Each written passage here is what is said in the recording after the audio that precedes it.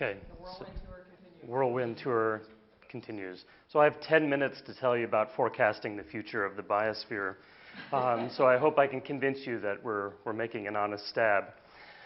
So I think one thing that we've heard coming out of a lot of these talks from biologists, but also in stepping back and thinking about complex systems, that a close to universal signature of complex system is this distribution of frequency of sizes or events, right? We tend to get these inverse relationships between size and number.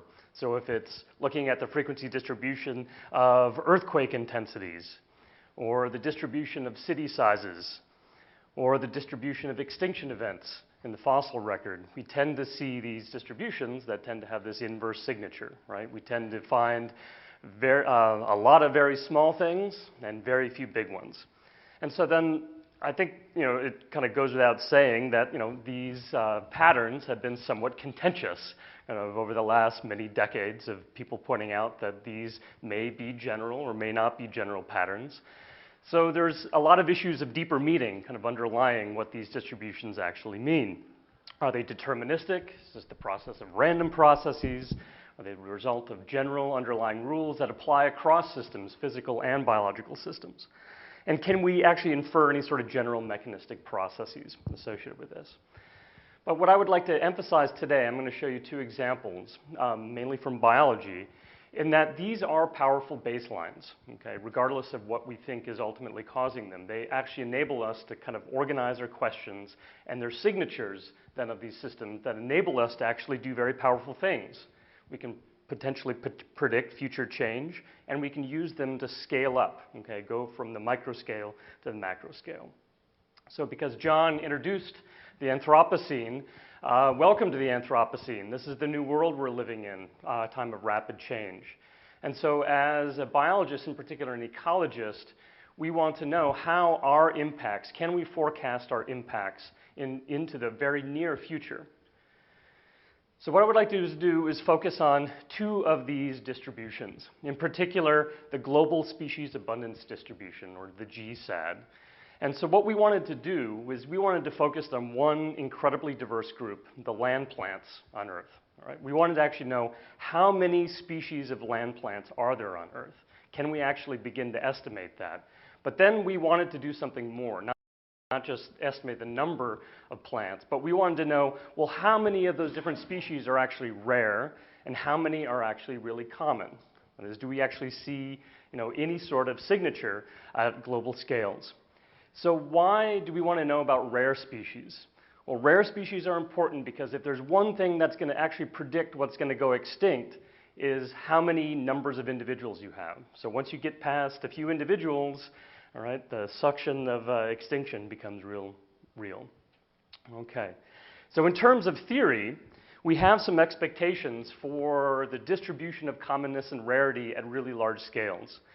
So if we plot the total number of times a species have been observed versus the proportion of species, many different theoretical approaches actually predicts an inverse distribution. Now the flavor of that distribution actually varies. So if we take the neutral theory, where all species are equivalent in their demographic processes and the probability of speciation and extinction is effectively kind of constant across species, we'd expect this inverse relationship, and actually this distribution should approximate a log series distribution, but on really large global scales, this should start to approximate a Pareto distribution with a slope of -1. Now, if this is a pure sampling issue, that is the abundance of species across the globe is actually given by several different multiplicative processes operating together, we would also expect an inverse relationship, but the flavor of this distribution should come down to maybe a Poisson log normal distribution. So after 10 years of assembling data from numerous botanists across the world, we can actually plot out the distribution of how abundant different species are. And so what I'm showing you are actually three different distributions. These are three different ways then that ecologists and taxonomists go out and sample the world. This is stemming from 200 million observations. So this is the number of times a given plant species has been observed somewhere on the planet. And what we actually found quite amazing about this is that we can not only count the total number of species there are based on all available data, Right? This is from museums and various different locations. So we have estimates of about 435,000 species of plants across the globe. But what's actually really remarkable is that approximately 40% of those species have been observed 5 times or less. So we'll let that kind of sink in. Almost 40% of species, land plant species on Earth, have only been observed. That is, we have an official record somewhere 5 times or less. So rarity is the norm. Most things are rare. What is also interesting is that if you look at the flavor of these distributions, they differ quite dramatically from neutral theory. That is, we have many more rare species than we would expect than from neutrality. So what's maintaining this high number of rare species? Well, we can actually look where in the world these rare species tend to accumulate. And they accumulate in very specific climatic regions and very specific geographies. They tend to be located in tropical mountains, and they're associated with climates that historically have been very stable. Right? These are environments that have not been varying compared to other parts of the planet throughout the Pleistocene and even further back. So these are very climatically stable environments and very unique climate signatures as well. And so what we're thinking is that rare species in general have been sheltered from extinction in the past because they're in very stable environments. So what we can do is we can take that distribution and then we can look into the future. We can ask, well, if we follow the worst case climate change scenario of RCP 8.5, and we can ask, well, what are those climates like into the future? What you'll find is that those climates are very different from the climates then that have sheltered rare species in the past. In particular, the climates of the future are highly variable and quite outside the realm of what most rare species have occurred. So what I'm showing you is a heat map of the projected decreases. So the more intense the color, the more intense then the projected decrease in the future. Okay. So that's just one example. The next example, what I would like to kind of emphasize, is the distribution of body sizes. That is, if we go across and identify small things and big things, what do these distributions look like? So I'm showing you 2 distributions. The blue one is actually from a tropical forest in Panama. This is a small sample of trees in Panama, showing that most trees tend to be small in a forest and a few tend to be really big. Next distribution is actually from a mammal community in Colorado. You've got a lot of small little rodents running around and very few bigger things like bears and moose and so on. These distributions tend to be pretty similar across the planet. It doesn't matter where you are. Now, disturbance and things will influence this, but in general, we tend to see these inverse distributions. There are many more small little things, very few big ones. Well, I will actually argue that perhaps the biggest signature of the Anthropocene is what we're doing to the big things. So human activities across the globe have really resulted in the downsizing of the biosphere. In fact, it's a quite dramatic signal. The more we look into the literature and actually kind of account for what has been happening to the biosphere, it's the disproportionate reduction of the biggest things. And that's important because the biggest things have a disproportionate impact on the biosphere. It's the big things that are the most powerful. So if I can just show kind of a quick summary as we go over the last 100,000 years, if we look at the mean body sizes across different continents, we see not only the loss of the megafauna, that is, big mastodons and things, but this reduction in body size has continued until present. In fact, the last 10 to 20 years has seen a pretty dramatic decrease, not only in the number of the biggest things, but the total number of animals and plants on the planet in general. Since the 1970s, according to the Living Planet report, we've lost about 52% of individuals, of animals, then across the globe. And if we just take some estimates since the rise of human civilization, we've probably lost over 15 billion trees have been cut down. Most of those trees are disproportionately the biggest one. So we've actually lost about 46% of the trees on the planet since the rise of civilization. But it really is the biggest and the oldest trees that are declining at the fastest rate.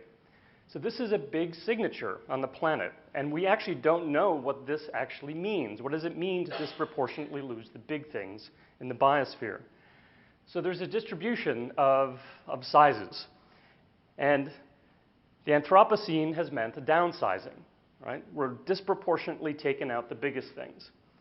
So we call these big things the megabiota, right? The largest plants and the largest animals. So can we develop actually a theory for assessing the loss of the megabiota in the biosphere? So if you were to take out the largest cities and corporations from the economy or the human landscape, you would think that that would be a catastrophic loss. And it would, because like our largest cities, the megabiota disproportionately control the flow of resources through food webs. They dominate the storage of carbon and nutrients in the biosphere. They're also central nodes of networks of interactions. These are the controlling nodes in the biosphere. They should be priorities for conservation because they're disproportionate. So the megabiota disproportionately impact biomass productivity and fertility. Building on work that we did earlier at SFI with Jeff West and Jim Brown, we can assess how the metabolism then of the biosphere or a given ecosystem is influenced by these distributions of the distribution of sizes, but also the distribution of metabolism as a function then of body size. And you can show that ecosystem metabolism is directly proportional or scales in some way with the size of the largest individual in your size distribution. So the megabiota disproportionately impact the flux and storage of biomass and carbon. So to try to assess whether or not we can see what the signal on the scale of the biosphere would be, we started to do simulations on a global scale, where we actually simulate all individuals on the planet by going through 3 different worlds. So we start with a Pleistocene world, a modern world, and a future world, where then we kind of basically drop the size of the largest individual roaming around on the planet, and then ask what then is the impact. So the Mattingly model actually simulates per pixel all of this incredible ecology going on. That is trophic interactions, okay? So we have plants, we have animals, we have ecological interactions going on, and we have specific rules, okay, in terms of what is actually happening. So we have a trophic structure that emerges within each of the different pixels then across the planet, and out pops a distribution of sizes, right? And a lot of the energetic rules are these allometric or these metabolic scaling rules then that kind of govern how individuals reproduce, how they disperse, how they eat, how they move around, and how quickly they die. So to kind of summarize the take-home message, if we look at the global heterotrophic biomass of the biosphere, the global heterotrophic metabolism, this is the metabolism then of the heterotrophic food web, and the global nutrient diffusivity. This is how quickly nutrients are moving around. And we want to know about how nutrients are moving around because big things, as they move around, they tend to defecate and spread nutrients across the globe. It's one of the main ways by which nutrients are passed across within the biosphere. And if we go from the Pleistocene world to the modern world and we look at the percent change from the Pleistocene to the projected future world, these are pretty significant reductions in the functioning of the biosphere from just losing the largest animals in this case. And so that's a pretty sobering message. And this is probably one of the first estimates, at least on the global scale, what the reduction of the biggest things will actually mean for the metabolism, fertility, and the total biomass of the planet. So to conclude, I've kind of focused on 2 of these size-frequency relationships, the global species abundance distribution, but also these body size distributions, and how in a changing world, but also in kind of a changing ecology, we can use these to try to then forecast the fate of the biosphere in terms of changes in the biosphere metabolism, but also risks then of extinction. So with that, I'll end.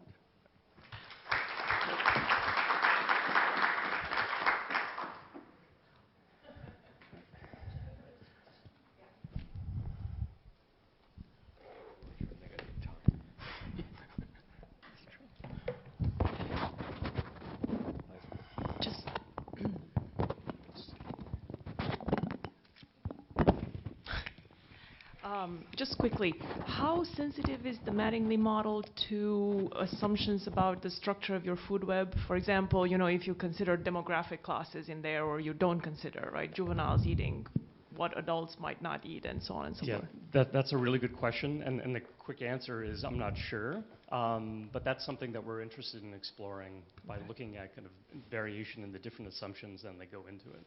Now, this is our first pass. Mhm. Right. Brian, how have you tried to model, or how difficult would it be to extend this to model the weight of carbon sequestration by the biosphere? Yes. So in the paper, we did take a stab at that for the plant component, and it's similar on the order of kind of what we see for the animals in terms of percent reduction. But by far, the majority, if you take any kind of section of forest, the majority of the carbon in the forest is in the big individuals. Right? So another massive bad news feedback, huh? Yes.